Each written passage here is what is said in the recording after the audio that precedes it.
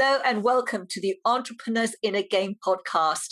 I have a very special guest for you this week. It's my friend and my coach. Her name is Tracey Burnett, and she is a LinkedIn specialist, a strategist, a trainer, and a mentor, working with ambitious business owners who want to get noticed, they want to build credibility, and they want to find new clients. Using her unique, successful business process for her own business and her clients' businesses, Tracey turned over nearly £500,000 in the first 2 years of trading. Highly driven and results orientated, she's focused on seeing you and your business succeed. Tracey, a very warm welcome to the Entrepreneurs in a Game podcast. I'm so excited to do this interview with you. Yeah, thank you for having me. I was hoping you were going to invite me. Well, I'm so pleased to have you here because I know you've enjoyed lots of success online and before the internet, offline. And I'd love just to trace back your journey to the point where you really started becoming very successful. What was it like? What do you think really caused that? Caused things to really change for you? And what role did mindset play in that transition to into a higher level? Well, I think I've always had a fairly optimistic outlook. So the downside to that is I rarely look at the downside. So I always think things are going to work out. But I think in the early days, before I became aware of what even mindset was, I think I was just a hard worker and I always wanted to do a good job. But I think that optimistic outlook sort of counters to a degree some lack of confidence and self-doubt that I have and probably we all have to a greater or lesser extent. So the optimism outweighs any lack of confidence. And I think hard work and consistency sort of beats intelligence any day of the week. And I suppose whatever I'm doing, I do believe in doing whatever it takes to get the job done and to do it well.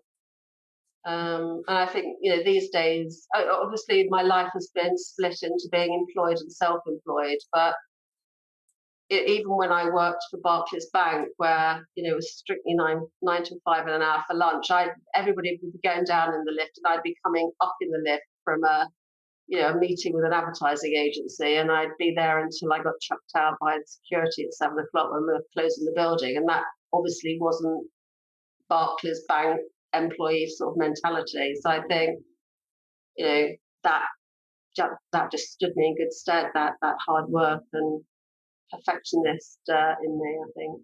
Yeah. And where did that hard work ethic come from? Did it come from your parents, or where do you think that came from?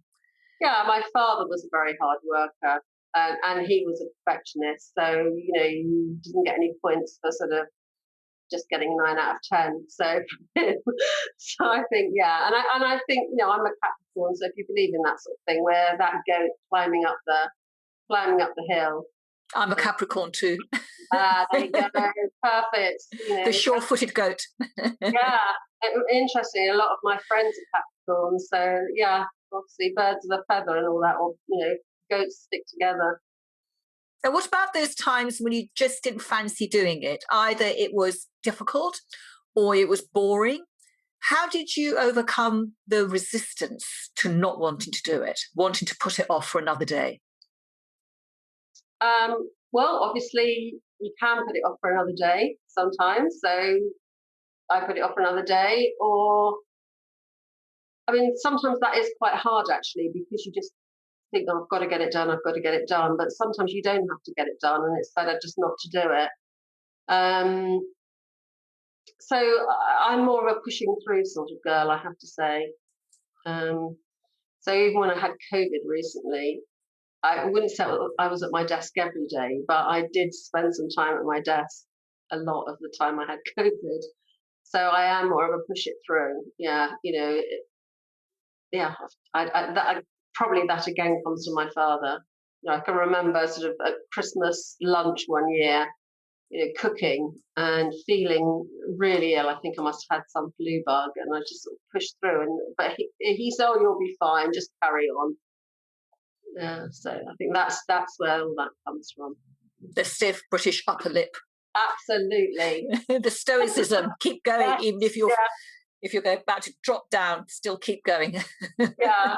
And of course, he had loads of stories about, I used to go to school in the snow and it used to be 10 foot high and it was a 5 mile walk and, all those sorts of stories. If I can do it, you can do it. So, yeah, that's probably where it comes from. And, I suppose I can't remember exactly what the question is, was it about setbacks or was it just about... Well, how do you do it when you don't want to do it, when there's resistance to doing a certain activity in your business? Yeah, so I might, I'll just ask myself a few questions. So why don't I want to do it? Do I have to do it? What would happen if I don't do it? And if I do still feel I have to do it, then I'll think, well, can I bite it into, take little bite-sized chunks? Yeah, I think that's probably pretty much how I handle that. Yeah.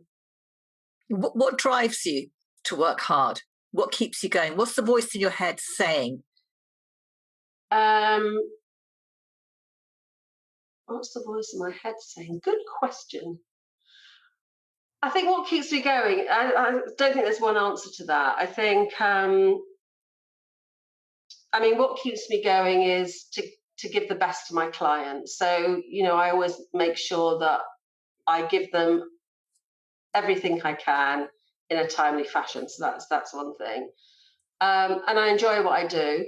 So that keeps me going.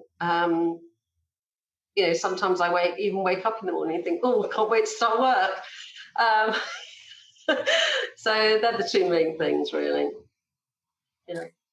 And what's the for if there may be viewers and listeners who find that they procrastinate, and being a business owner, there are so many different things that we have to be good at in our business, social media and marketing and sales, and obviously have to deliver a great service and keep on top of everything. So what advice could you give to anyone who does find that they are resisting taking action, they're procrastinating, they're pushing things off into the future, even those activities which really are important to do in their business? Gosh, so one of the ways of handling it is just to brief it to somebody else and get them to do it, because it could be your procrastination because it's just not your area of expertise and you don't like it. So anything to do with bookkeeping or anything like that, I'm just not interested in doing. So that sort of thing, I just automatically would give to somebody else. So then I don't need to procrastinate. But if it's something that I really need to do, again, you can put it off to a point, but again, I might break it down into smaller pieces, or again, I will just push through it. I just think I just have to do this. And, it does take longer to start and it takes longer to finish and to get through it. But if you have to do it, you have to do it. And you just, whatever it takes. I don't know any better way. Maybe there is a better way, but if you have to do it yourself, then you have to put your big girl's pants on and get on with it. Yeah. And I think that is a mindset. That's just a way, that's an automatic way for you to think. And it'll probably be quite unusual for you to think, well, I don't want to do it. And, I'm just not going to, I'll do it tomorrow and I'll do it the next day. So it's really interesting, isn't it? Because our beliefs drive our thinking. So you have beliefs around, you just get it done, you push through it, because if it doesn't get done, it's going to have an impact and it means I can't serve my clients as well. So it's really a great example of, just conditioned thinking for you is so automatic that you don't have to overcome that resistance, because you're just going to get it done one way or another. Either you delete it or you delegate it or you do it yourself. Exactly. And the only other things I would do is I'll put, those things I have to do in priority order. So before I leave the office at night, I always have my list of things to do. So if it's number one on the list and it's something I don't want to do, I have to do it because it's number one on the list. And do you eat the frog? Yeah, I pretty much do try and eat the frog. Yeah. Do you have that for breakfast every morning, or do you manage to? Sometimes I Skip it a sort of, few mornings? what I might do is I might sort of look at the list and I might think, actually, I could just move that till the end of the day, or, in that gap I've got there. So sometimes I do that. I do. Yeah. And how do you prioritize your activities to know which is the one that will really make a difference to the impact that you have and the income that you earn? Well, the one big thing, if you put clients to one side, because obviously there's certain things that need to be done at certain times. But after that's new business. I mean, there's only two things we need to do in business, I think. And one is getting clients, the other one is serving clients. There really isn't anything else to do. So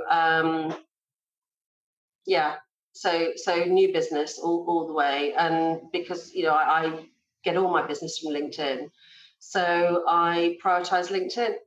I prioritize reaching out to people. I prioritize, messaging people, connecting with people in some way. And I know I've got the proof that if I connect with people and I start a conversation with people, I can get the level of meetings I want. And if you track that over time, how many people you've reached out to, how many people you've offered a meeting to, how many meetings you've had, how many sales calls you've had, how many, offers you've made, how many people have accepted, what effort you need to put in the top to get the result that you want out the bottom. Does that make sense? Absolutely. It does come down to outreach, doesn't it? How many people you can reach out to, and on your particular platform is LinkedIn. So Yeah.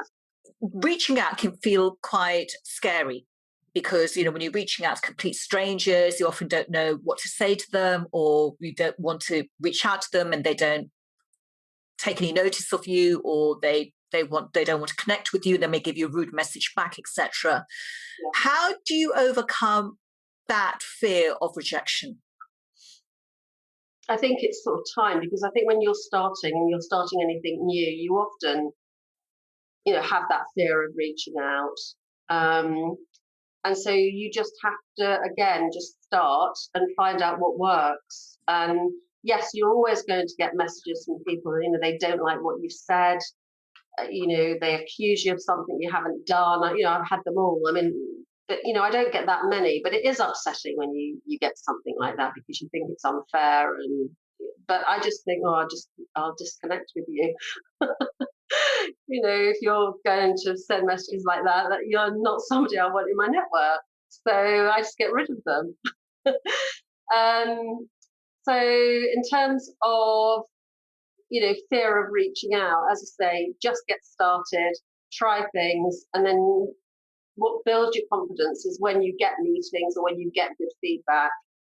So often I just get good feedback just because somebody's liked my message. They congratulate me on my message, which I always think is quite funny. And that bolsters you up and allows you to do the next one and the next one and the next one.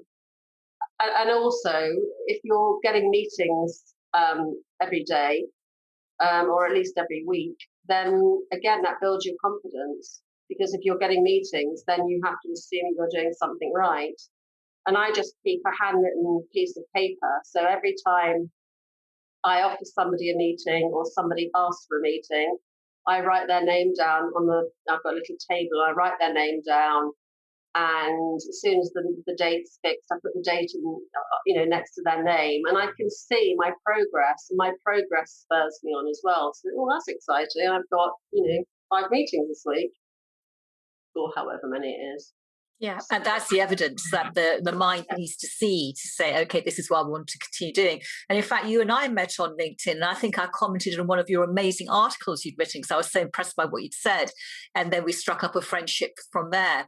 So It's absolutely, it works. It works brilliantly for myself. I know it works really well as well.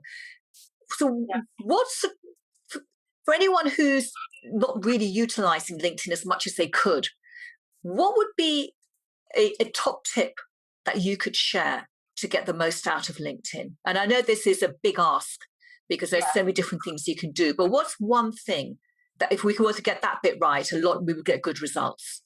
Okay. I mean, there's the first thing you need to get right is your profile. And you can only get your profile right if you are really clear about who you're working with.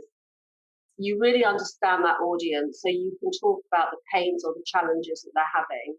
And you also understand the results that they want to get. So the language you use in your profile really speaks to them and gets to them, emotionally if possible. So the profile is really important, but that what I call unshakable business foundation is really important. There's no point in having a profile that looks good, reads okay, and doesn't connect with anybody. So yeah, you can have a profile that looks good, but it isn't effective. And it's important that you have an effective profile because it gets found in search through LinkedIn. It can get found in search through Google because Google loves LinkedIn. And if people check you out, say, for example, you saw an article, you might have then gone onto my profile and thought, who's this person? And then from that, you make a decision about whether or not you want to take that relationship further, whether or not you want to connect with them or you want to message them or you just move on to the next profile. So I think that unshakable business foundation is key. And then all that work can be put into the profile, and then that's your launch pad really to success on LinkedIn. Right. And that's really, really good advice because I know when I followed that, I suddenly started getting a lot more traction on LinkedIn. Yeah, I mean, one of my clients, she just made she'd done her profile with me, and then she made a very little change. Her target market was not it wasn't that wide, but she just changed it to financial services companies, and all of a sudden she started to get a load of inbound inquiries. So it could be the smallest thing that really tips balance, and it's knowing what's right really, but it's understanding the market. And most people have a fairly sort of wide target audience. If you can niche it down a bit, then that's always a good thing. Absolutely. And Tracey, I'm always interested, and I like to ask this question of all of our guests because I think it's something that resilience is very, very important to us, not just as business owners, but throughout life, because there are so many things that blindside us. And it's how we react to them more than anything, which is important. So how do you get over setbacks? When something doesn't go according to plan, maybe you don't you have a lot of sales conversations where the prospects don't sign up to work with you, or a marketing venture doesn't work out the way that you want, or COVID-19 hits and takes you out for a few days. How do you get over setbacks? Well, I kick and scream and burst into tears, and then I berate myself for a few hours, maybe a day or so. And then I get over myself, and then I just consider all the positives about that setback, and I focus on those for a while, and then I try and make a plan, and then just move forward. So sometimes say it is a sales call, and they've said no. I'll maybe look for all the reasons why we shouldn't have worked together. So I can look at that setback in a more positive light. It's reframing it, isn't it? So Yeah, you can move past it. Yeah, or I read a book once, I think it was called Flip It, it was years ago. And it's all about, it is all about taking that negative into a positive and just flipping the whole thing. So what's bad about it, what's good about it. And do you find that comes quite naturally to you, that you see the positive side of things? Yeah, probably too much so, because I have this vision. And of course that's all in my head. And if it involves other people, of course, that may not go to plan. But yeah, pretty positive, I suppose. Yeah. I'm curious, what is the downside to seeing things in the positive light? I think because, again, if it does involve other people, so if my vision or seeing something in a positive light, I can play that movie in my head. But if other people are involved, I suppose that's not necessarily business because I'm in control of that. But maybe more in your personal life where other people are involved, family and friends, and you see them somewhere in that vision. I don't think it always works to plan because they don't know they're in your movie. And there's going to be a consequence for them. Yeah. I get it. That sounds, that could be very interesting. Yeah. So, Tracey, is there, I'd love talking about mindset, and I love your take on mindset. And for you, it seems to come quite easily in terms of, you've got a positive mindset and that you look on the bright side of things, and, you can reframe situations to be able to move past them quite quickly. If there was one mindset tip that's worked for you, that's really helped you to, push through the tough times, etc., and really have that that momentum to keep building your business, what would that one mindset tip be? I think it's all around believing that you can get better, and that growth mindset will enable you to accomplish more. So I always think it's a good thing to look back on everything you've achieved so far. And not only will you realise how far you've come, but you'll realise that you've had plateaus over that time. And you've always gone on to bigger and better things and moved up to the next stage. So you can look at where you are now in a more realistic way, I suppose. Brilliant. I love that. Because it is all about our perception. It's never about what's going on out there. It's really about how we're looking at it and the thoughts we're having and the meanings we're attaching to it. Exactly. Yeah. And you just, the looking back thing, actually, I think really does work. But that's what was going through my mind then was, being totally honest, it's about, sometimes you want to wallow in it. You don't want to sort of address it necessarily, do you, in the moment? But yeah, I think if you push yourself to actually go back and think, gosh, I've achieved a lot, and I've had these sorts of times before. That's often how I do it, business-wise. Yeah. And it's, as you said, I've had these times before, I've got through it before, and this is just another one of those times, and I can get through this one as well. Exactly. Yeah, exactly. Brilliant. Nothing stays the same. No, nothing ever stays the same. So how can our viewers and our listeners find out more about you and the incredible work that you do on LinkedIn? Thank you. Well, obviously you can find me on LinkedIn, Tracey Burnett, TraceeyBurnett. And my website is traceyburnett.com. Or if anybody wants to talk to me, it's traceyburnett.com/book. Or my group course that I've got, which is traceyburnett.com/LCAR, LCAR-offer-VIP. Fantastic. Lots of resources there. Yeah, and if anybody contacts me, just mention that you listen to this podcast and I'll give you a 50% discount because you're a friend of Nina's. Fantastic. That's amazing. Thank you. That's very generous. And I would highly recommend Tracey's work. She is brilliant at what she does. She gets great results and she really pushes through to make sure our clients get the best possible result working with her. Tracey, thank you so much for being here. It's been great chatting to you. We do chat a lot anyway, but it's so good to talk to you in this context of mindset. And for everyone who's been listening and watching, thank you so much for joining us today. Till next time. Bye-bye for now.